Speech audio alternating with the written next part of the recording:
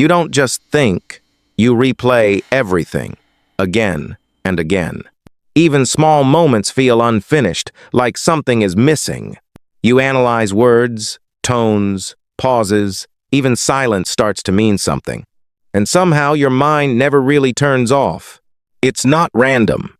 It never was.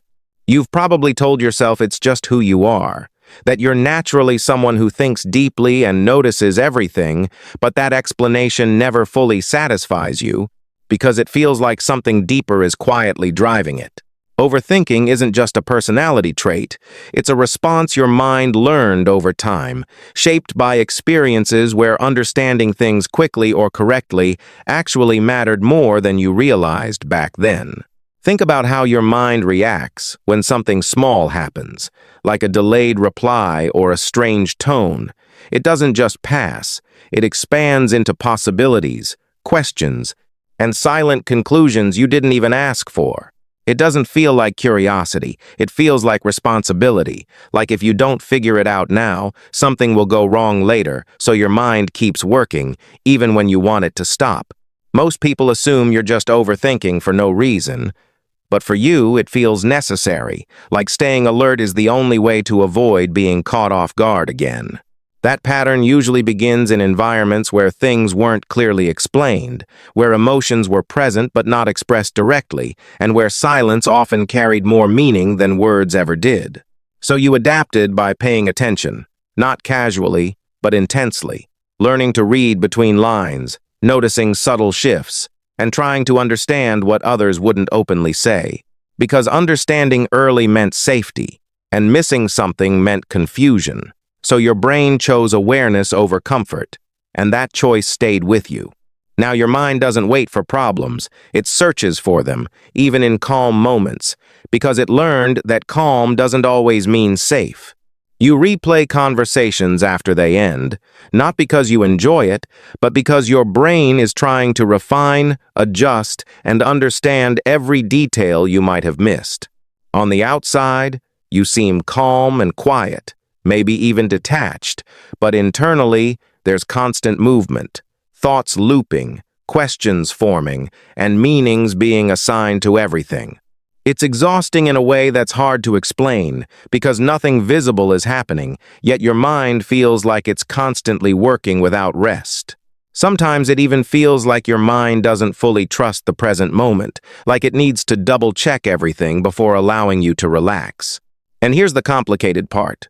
Overthinking can look like intelligence, like awareness, like emotional depth, and in many ways, it actually is. You notice patterns others miss, you sense emotional shifts before they're spoken, and you understand people in ways that often surprise them. But that same awareness comes with a cost, because when your mind is always analyzing, it struggles to simply experience things as they are. You don't just live moments, you observe them while they're happening. Almost like you're slightly outside of the experience, trying to understand it instead of just feeling it. Even your emotions don't pass freely. You examine them, question them, and try to trace where they came from before allowing yourself to fully feel them.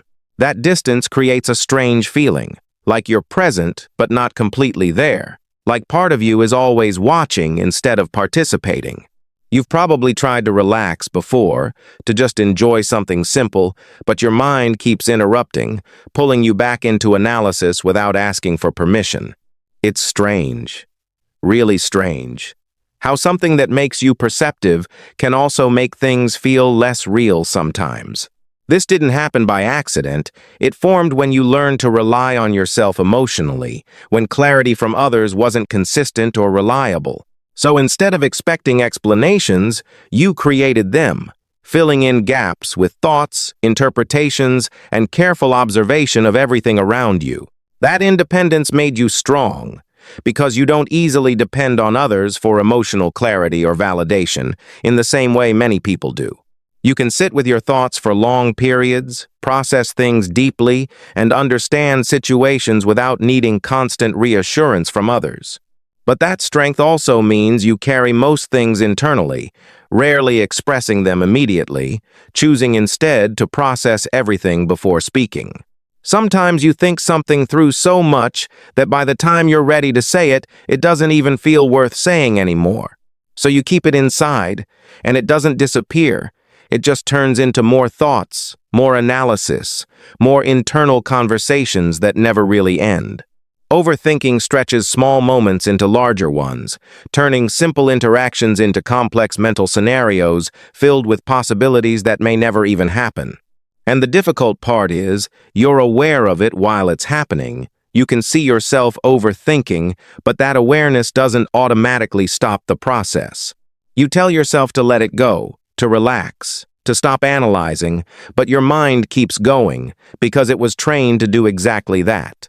Your overthinking isn't trying to harm you, it's trying to protect you based on patterns it learned when being aware actually helped you avoid confusion or emotional discomfort. It helped you understand people better, avoid certain situations, and prepare for things before they happened, so it became a default way of thinking. But now it shows up even when it's not needed, turning normal, harmless situations into loops of thought that drain your energy. You might notice how others seem more relaxed, how they move on quickly, speak freely, and don't replay everything afterward like you do. It's not that they don't care. Their minds just weren't trained to search for deeper meaning in everything the way yours was. Your mind learned to look beneath the surface, to question, to interpret, and to prepare. And while that makes you insightful, it also makes rest feel unfamiliar. Because your brain doesn't easily accept things at face value, it looks for layers, even when there aren't any, because that's what it's used to doing. In today's world, that becomes even more intense. Because communication is often unclear, messages lack tone, and small details become open to interpretation. So your mind works harder, rereading texts, analyzing timing, and trying to understand meanings that may not even exist beyond the surface. This constant interpretation keeps the cycle going, making it feel like your thoughts are always active, always searching for something to resolve. But not everything needs to be resolved, and that's one of the hardest things for your mind to accept after being trained to find answers in everything. Not every silence has meaning, not every delay is intentional, and not every situation requires deep analysis to understand it. Letting go of that instinct feels uncomfortable, because it feels like losing control, and your mind has learned to rely on control to feel safe. It wants certainty, clarity, and understanding before moving forward, but life doesn't always offer those things in a clear or satisfying way. Sometimes things remain unclear, people stay unpredictable, and moments don't carry deeper meanings beyond what they appear to be. Learning to accept that doesn't happen instantly. It takes time, because you're not just changing a habit, you're unlearning a protective pattern.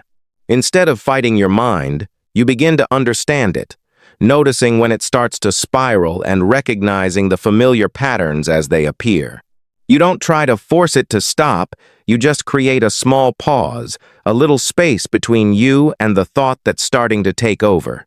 That space is subtle, but it changes everything, because it reminds you that you're not your thoughts, you're the one observing them. Over time, that awareness becomes something calmer, something more intentional, where thinking doesn't feel like losing control anymore. You still notice things, you still understand deeply, but you don't let every thought pull you into endless analysis the way it used to. And slowly your mind starts to feel quieter, not empty, but balanced, like it's working with you instead of constantly overwhelming you. You don't lose your depth, you don't lose your awareness. You just stop letting it control every single moment of your life. And for the first time in a long time, your thoughts don't feel like something you have to manage constantly. They just feel like a part of you,